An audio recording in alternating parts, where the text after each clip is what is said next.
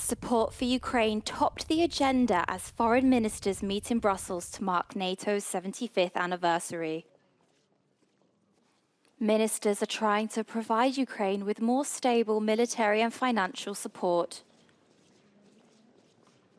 We strongly believe that support to Ukraine should be less dependent on short-term voluntary offers and more dependent on long-term NATO commitments.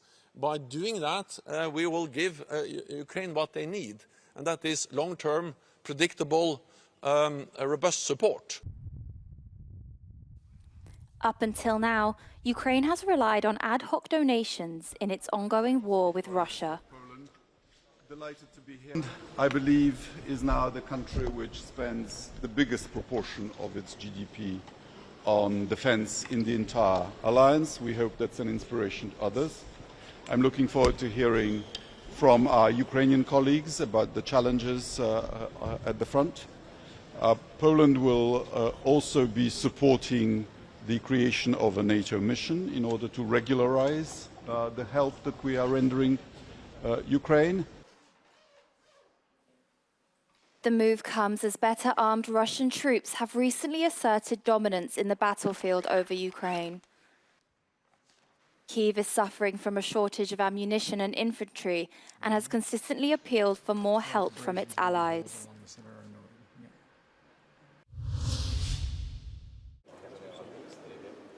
US Secretary of State Antony Blinken said at the beginning of the week it is absolutely essential to send more weapons to Ukraine. Blinken made the remark visiting an arms factory in Versailles with French Defence Minister Sébastien Lecornu.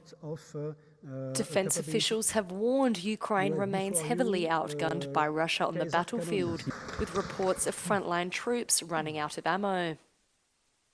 To fill the gap, Czech Prime Minister Petr Fiala said around 20 countries recently joined an ammunition drive for Ukraine.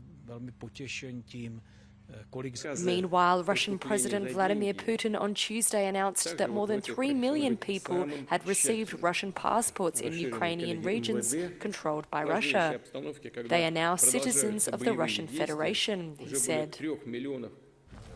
It comes as Russian troops launched a rocket attack on the city of Dnipro overnight, injuring 13 people. Ukrainian President Volodymyr Zelensky called on air defense support and said a college and kindergarten were damaged. At least 7 people have been killed in a 7.4 magnitude earthquake in Taiwan, the strongest to hit the country in nearly 25 years. Taiwan's National Fire Agency said at least 4 people died in Hualien County and at least 57 were injured in the quake that struck just before 8 a.m. Buildings like this 5-storey one in Hualien were heavily damaged, and train services were suspended across the island of 23 million people, as was the metro in Taipei. Traffic along the east coast was at a virtual standstill, with landslides and falling debris hitting tunnels and highways in the mountainous region. This was how the quake felt in Taipei, the capital.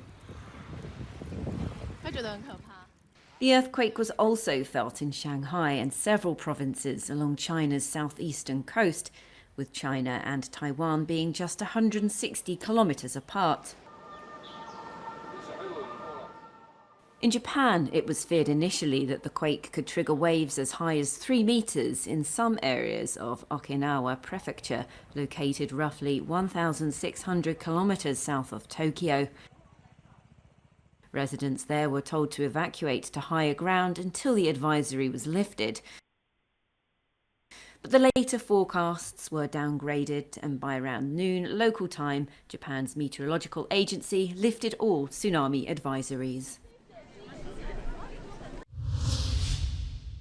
Of development, United Nations Secretary General Antonio Guterres says it is unconscionable that 196 aid workers have been killed in the Israel-Hamas war.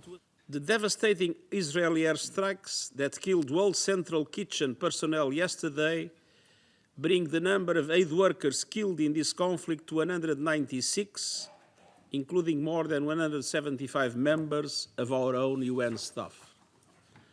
this is unconscionable, but it is an inevitable result of the way the war is being conducted. He delivered the criticism after an Israeli airstrike killed 7 international aid workers transporting food in Gaza.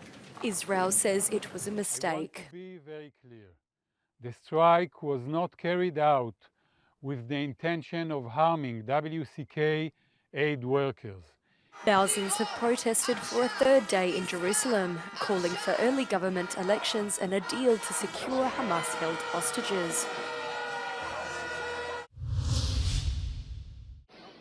A fire that ripped through an Istanbul nightclub during renovations was likely caused by welding sparks igniting combustible material.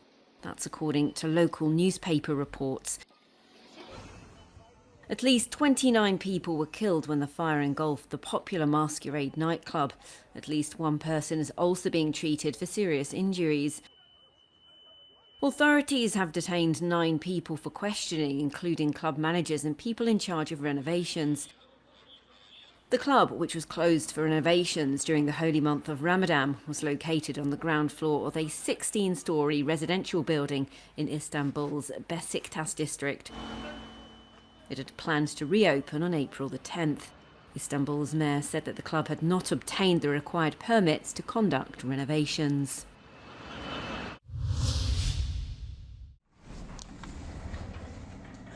In the European Union, at 16, you can study, work and pay taxes. You can even be involved in social and political activism. But what most 16-year-olds can't do is vote. The European Youth Forum is fighting to lower the voting age across the EU to 16 years old. The 28-year-old EYF president says that it would be a way to strengthen democracy. We have the opportunity through professors or teachers to guide them through the electoral process, to teach them how democracy works, and actually to encourage them to go to the polls. We also know that when young people start voting at their early ages, they will be more likely to continue voting later on in their lives. The voting age is 16 years old in Austria, Germany, Malta and Belgium, and 17 in Greece. These under-18s have the right to vote in June's European elections. In 2019, only 6 people under 30 were elected to the current EU Assembly. One of them was Spanish socialist Alicia Homs-Janel, 25 years old at that time. She says the voting age should be lowered and sees young people as guardians of the EU project. Somos una generación que hemos nacido y crecido en este proyecto y que quizás tenemos que tener ese sentimiento de responsabilidad de proteger, ¿no? este proyecto como es el de la Unión Europea. Alicia Homs-Janel says the Erasmus education programme, the end of roaming fees and the Interrail train pass are just some of the policies important to the daily lives of young people. Now, as Vice Chair of the Committee for Jobs and Social Affairs, she says better traineeships are a key priority. Young people are clear with political parties as to what they want. They need to talk about quality employment, housing, mental health, how to fight the climate crisis, but also how to give more space in democracy to young people. And for the young people that might consider running in the next elections, they can only do so as of 18 years old in only 15 member states. They must be 21 years old in Bulgaria, Cyprus, Czech Republic, Estonia, Ireland, Lithuania, Latvia, Poland and Slovakia. In Romania, candidates must be 23 years old, whereas the threshold is 25 in Italy and Greece. Europeans have mixed opinions of the EU's response to the COVID-19 pandemic. According to an exclusive Ipsos poll carried out for Euronews, only 40% of citizens have a positive opinion, while 32% have neither a positive nor a negative view. Yet, the management of the health crisis has received great support from the public. The poll also revealed differences in opinion on the EU's response to the pandemic among countries. In Portugal, 74% of residents have a positive opinion, followed by Finland with 55%. On the other hand, 28% of Romanians are positive about the EU's actions on COVID-19, compared with 24% in the Czech Republic. I would say that there were many positives in how the pandemic was treated, and as a consequence, the European Health Union started being formed. The ECDC, so the European Centre for Disease Control, the European Medicines Agency were given stronger position. So the European Health Union started being developed or created based on the reaction to challenge posed by the pandemic. To meet the health challenge, the European Union has been adapting politically through an unprecedented health mechanism, the joint purchase of vaccines. At the end of June 2020, it launched its common strategy, and by the end of the following year, the EU had signed contracts worth 71 billion euros for the purchase of 4.6 billion doses. At the high-level event of the Belgian presidency of the Council of the EU, it was made very clear at the ministerial panel that was it not for the joint EU action on vaccines and vaccine procurement, there would be no way to achieve the vaccine equity that was achieved during the pandemic. So health is key, but EU roles in health is also key. In response to the health crisis, the member states have adopted a multi-annual health program worth over 5 billion euros, covering the period 2021 to 2027.